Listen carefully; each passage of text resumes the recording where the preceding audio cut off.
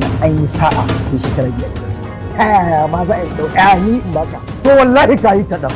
Don baka ban abin me yarinyar ma da muke santa addini za a yi wa hidima ba wani abu ba. Yarinya ce take yawo kwararo yar keta yar hotel a kama mata ta kama na ce bari in yi wa addini hidima. Kai ita ga wani baki kace wani yau mutane yawo kwararo kai in baka zuwa aka kasan ana zuwa. Wallahi naira ta ba ta ciwon kai ba. Kuɗi akwai shi amma wallahi ko asi ba za a baka ba. Kuma ko a kasuwan ma ya kai da ini.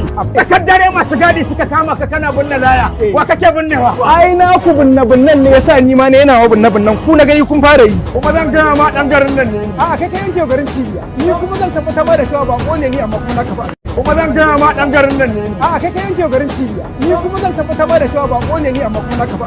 Duk abin da isa me kari ne. Sai ne. Wallahi zaka ga tsumbu. Ina jira. Tsohon dan tsumbu ne ni. Alquran. Ina jira. So like I told you, you don't have a problem when it comes to payment. I'll pay on time. No problem. Thank you very much. No problem. Subhanallah, me kuke tattaunawa? Me kuke faɗe? Ka je makaranta ba, ka je makaranta ka ji abin da muke cewa. Allah ya fita, insha Allah kuma abin da ka shuka shi zaka girba. Cin duniyar ta yayi yawa. Wannan kiyayya ta yawa da ake mun a cikin kasuwan nan wallahi. Na tafi ɗakin Allah ma sai an bi ni ga masifa. Kwastoma na masu kawo min kaya ƴan cana. Baka banni ba, ka kashe ni ka huta.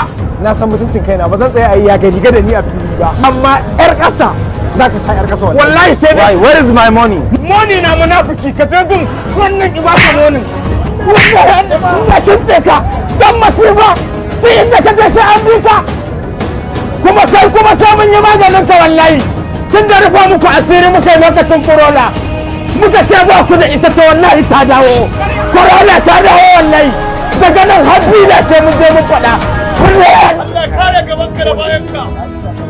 Kwarin gaya ma duk wani wanda yake takama a cikin kasuwar kwari